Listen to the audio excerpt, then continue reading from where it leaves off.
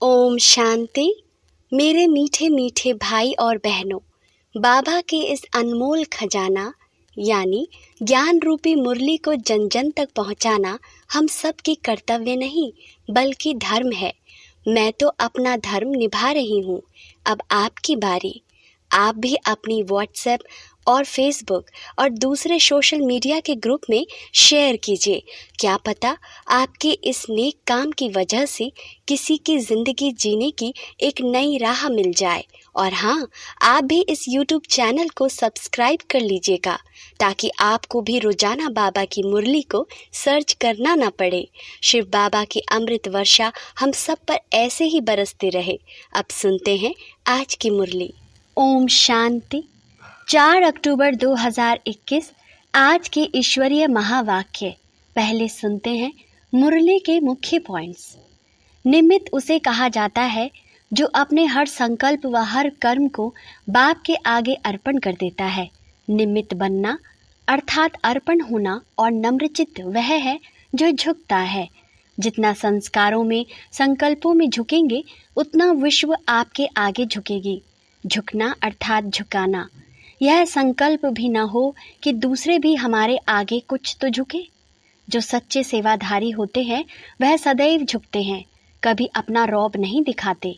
सूर्यवंशी बनने के लिए माता पिता को पूरा पूरा फॉलो करना है, याद में रहने की और आप समान बनाने की मेहनत करनी है। पुरुषार्थ कर श्रीमत पर चल शांत रहना है, बड़ों की आज्ञा माननी है। अब सुनते हैं महावाक्य को विस्तार से। मीठे बच्चे, बाप को याद करने की भिन्न भिन्न युक्तियाँ रचो। पुरुषार्थ कर चाट रखो, थको नहीं, तूफानों में अडोल रहो। प्रश्न: बच्चों को अपना कौन सा अनुभव आपस में एक दो को सुनाना चाहिए? उत्तर: हम बाप को कितना समय और कैसे याद करते हैं? भोजन के समय बाप की याद रहती है या अनेक प्रकार के विचार आ जाते हैं? बाबा कहते, बच्चे ट्राई करके देखो, भोजन पर बाप के सिवाय दूसरा कुछ याद तो नहीं आता है। फिर आपस में एक दो को अनुभव सुनाओ। कोई भी दर्दनाक सीन देखते हमारी स्थिति कैसी रही, इसका भी अनुभव सुनाना चाहिए। गीत लाख जमाने वाले। ओम शांति। मीठे मीठे बच्चे, अब बेहद बाप को कैसे भूलेंगे जिससे बेहद का वर्षा मिलता है, जिसको आधा कल्प से याद करते थे। यह तो समझाया है कि मनुष्य को कभी भगवान नहीं कहा जाता, तो अब जबकि बेहद का बाप मिला है उसकी याद में ही करामात है। जितना पतित पावन बाप को याद करेंगे उतना पावन बनते जाएंगे। तुम अपने को अब पावन कह नहीं सकते हो। जब तक अंत हो, जब संपूर्ण पावन बन जाओगे तो यह शरीर छोड़ जाए, संपूर्ण पवित्र शरीर लेंगे। जब सतयुग में नया शरीर मिले तब संपूर्ण कहेंगे। फिर रावण का खात्मा हो जाता है। सतयुग में रावण की एफिजी नहीं बनाई जाती। तो तुम बच्चे जब बैठते हो, चलते फिरते हो तो बुद्धि में यह याद रहे, अब हमने 84 का चक्र पूरा किया है, फिर नया चक्र शुरू होता है। वह है ही नई पवित्र दुनिया, नया भारत, नई दिल्ली। बच्चे जानते हैं पहले जमुना का कंठा है जहाँ पर परिस्तान बनना है। बच्चों को बहुत अच्छी रीति समझाया जाता है। पहले पहले तो बाप को याद करो। भगवान बाप पढ़ाते हैं, वही बाप टीचर गुरु है, यह भला याद रखो। बाबा ने यह भी समझाया था कि तुम बाजोली खेलते हो। वर्णों का चित्र भी बहुत ज़रूरी है। सबसे ऊपर है शिव बाबा, फिर चोटी ब्राह्मण। यह समझाने के लिए बाबा कहते हैं, अच्छा यह बुद्धि में रखो कि हम 84 जन्मों की बाजोली खेलते हैं। अब संगम है, बाप जास्ती समय नहीं रहते हैं, फिर भी 100 वर्ष तो लगते हैं। उथल पुथल पूरी हो फिर राज्य शुरू हो जाता है। महाभारत लड़ाई तो वही है जिसमें अनेक धर्म विनाश, एक आदि सनातन देवी देवता धर्म की स्थापना हो रही है। तुम्हारी कलाबाजी तो वंडरफुल है। तुमको पता है फकीर लोग कलाबाजी खेलते तीर्थों पर जाते हैं। मनुष्यों की श्रद्धा तो रहती है ना, तो उन्हीं को कुछ न कुछ दे देते हैं। परवरिश उन्हीं की होती रहती है, क्योंकि ऐसे मनुष्य अपने साथ क्या उठाएंगे। बाबा तो इन सब बातों का अनुभवी है। बाबा ने अनुभवी रथ लिया है, गुरु भी किए, देखा भी बहुत कुछ, तीर्थ भी किए हैं। अब बाबा कहते हैं, बाजोली तो याद कर सकते हो, हम अभी ब्राह्मण हैं, फिर देवता, क्षत्रिय बनेंगे। यह है सारी भारत की बात। बाप ने ऐसे समझाया है और धर्म तो जैसे बाईप्लाट है। बाप ने तुमको ही तुम्हारे 84 जन्मों की कहानी बताई है। सेंसिबल जो हो वह हिसाब से समझ सकते हैं। इस्लामी आएंगे तो एवरेज कितने जन्म लेंगे, एक्यूरेट हिसाब की तो दरकार नहीं। इन बातों में तो कोई फिक्रात की बात नहीं। सबसे जास्ती फिक्र यह रहती है कि हम बाबा को याद करते रहें। बस एक ही फिक्र है, एक को याद करने का।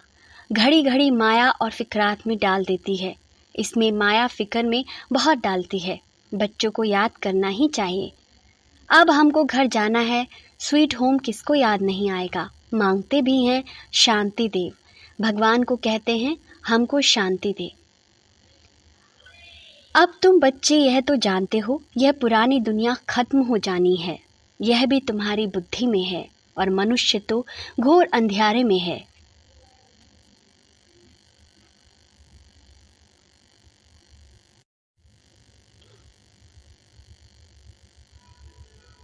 शांति सतयुग में ही होती है।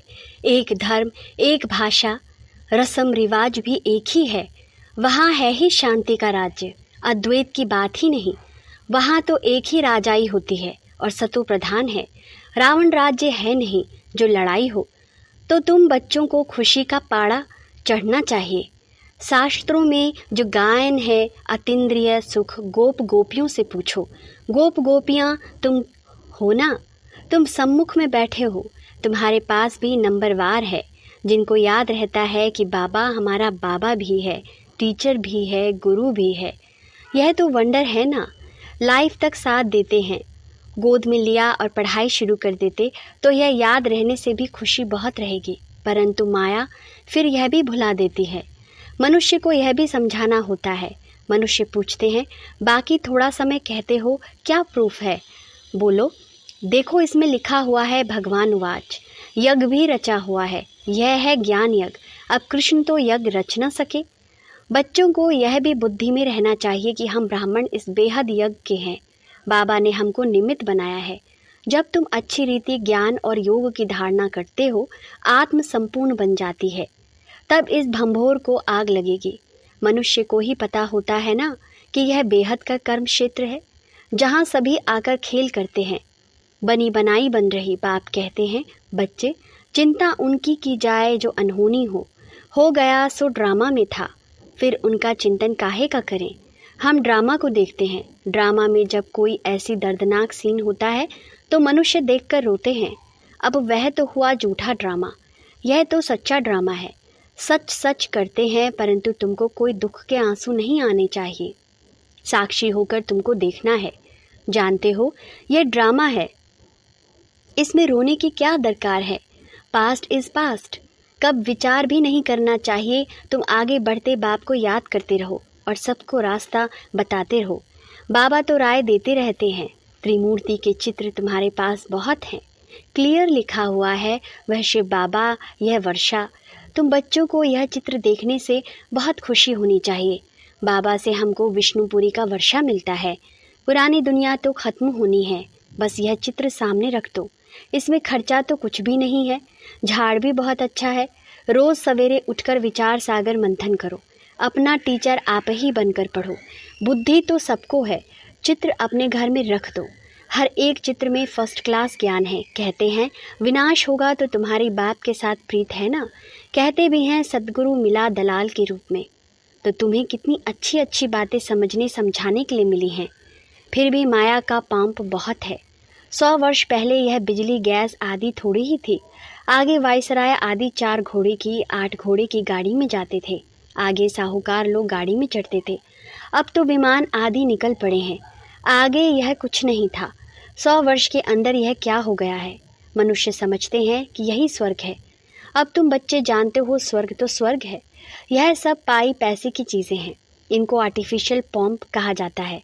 जब तुम बच्चों को यही एक फुरना चाहिए कि हम बाप को याद करें, जिससे माया विघ्न डालती है। बाबा अपना मिसाल भी बतलाते हैं। भोजन खाता हूँ, बहुत कोशिश करता हूँ, याद में रह जाऊं, फिर भी भूल जाता हूं। तो समझता हूं बच्चों को तो मेहनत बहुत होती होगी। अच्छा बच्चे, तुम ट्राई करके देखो, बाबा की याद में रहकर दिखाओ। देखो सारा समय याद ठहर सकती है, अनुभव सुनना चाहिए, सुनाना चाहिए। बाबा सारा समय याद ठहर नहीं सकती है, बहुत किस्म किस्म की बातें याद आ जाती हैं। बाबा खुद अपना अनुभव बताते हैं। बाबा ने जिसमें प्रवेश किया यह भी पुरुषार्थी हैं। इन पर तो बड़े झंझट है, बड़ा कहलाना, बड़ा दुख पाना। कितने समाचार आते हैं, विकारों के कारण कितना मारते हैं, घर से निकाल देते हैं। बच्चियां कहती हैं मैं ईश्वर की शरण में आई हूँ। कितने विघ्न पड़ते हैं, कोई के पास शांति नहीं है। तुम बच्चों को खातिरी है, अभी पुरुषार्थ कर श्रीमत पर चल शांति में रहते हो। इस बाबा ने यहाँ भी कई ऐसे घर देखे हैं जहाँ आपस में मेल मिलाप में बहुत रहते हैं, सभी बड़ों की आज्ञा में चलते हैं। कहते हैं हमारे पास तो जैसे स्वर्ग लगा पड़ा है। अभी बाबा तुमको ऐसे स्वर्ग में ले जाते हैं जहाँ सब प्रकार के सुख हैं। देवताओं का 36 प्रकार का भोजन गाया हुआ है। अब तुम स्वर्ग का वर्षा बाप से लेते हो। वहाँ तो कितने स्वादिष्ट वैभव खाते रहेंगे और पवित्र होंगे। अब तुम उस दुनिया के मालिक बनते हो। राजा रानी प्रजा में फ़र्क होगा ना। आगे राजाएं लोग बहुत भभक्के में रहते थे, यह तो ठहरे पतित और रावण के राज्य में। तो विचार करो सतयुग में क्या होगा। सामने चित्र लक्ष्मी नारायण के रखे हैं। कृष्ण के लिए झूठी बातें लिख बदनामी कर दी है। झूठ माना झूठ, सच की रत्ती नहीं।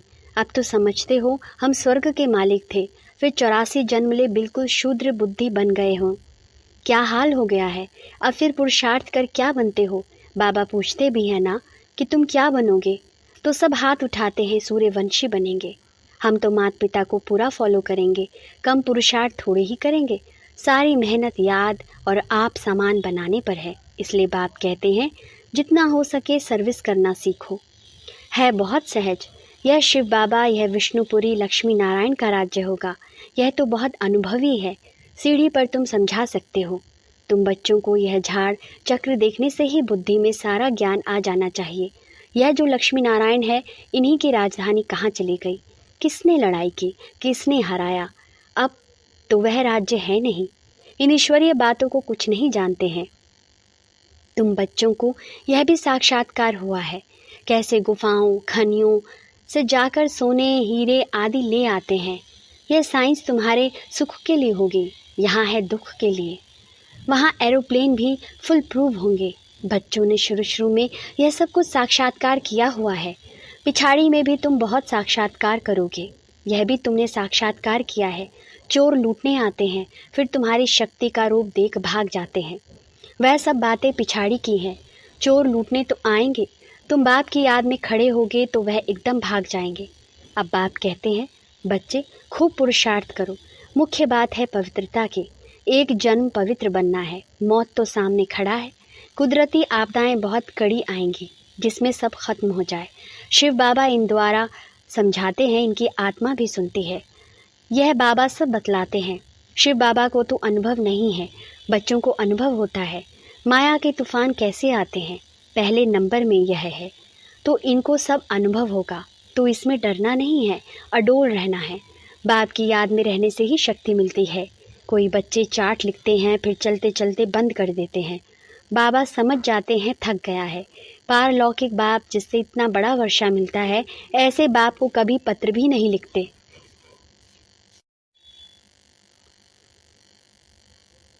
याद ही नहीं करते। ऐसे बाप को तो कितना याद करना चाहिए। शिव बाबा हम आपको बहुत याद करते हैं।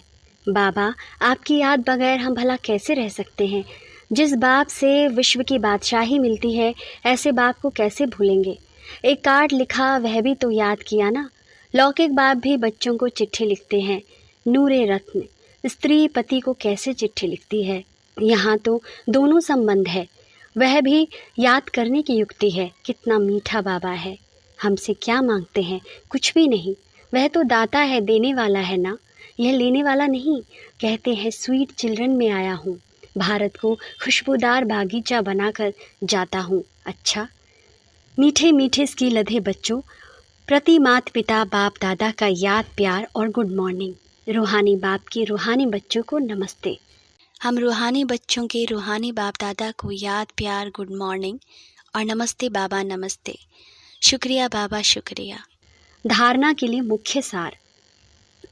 पहला, सूर्यवंशी बनने के लिए माता पिता को पूरा फॉलो करना है, याद में रहने की और आप समान बनाने की मेहनत करनी है। दूसरा, पुरुषार्थ कर श्रीमत पर चल शांत रहना है, बड़ों की आज्ञा माननी है। वरदान, स्वयं को सेवाधारी समझकर झुकने और सर्व को झुकाने वाले निमित्त और नम्रचित्त भव। निमित्त उसे कहा जाता जो अपने हर संकल्प व हर कर्म को बाप के आगे अर्पण कर देता है। निमित्त बनना अर्थात अर्पण होना, और नम्रचित्त वह है जो झुकता है। जितना संस्कारों में संकल्पों में झुकेंगे उतना विश्व आपके आगे झुकेगी। झुकना अर्थात झुकाना, यह संकल्प भी ना हो कि दूसरे भी हमारे आगे कुछ तो झुके। जो सच्चे सेवाधारी होते हैं वह सदैव झुकते हैं, कभी अपना रौब नहीं दिखाते।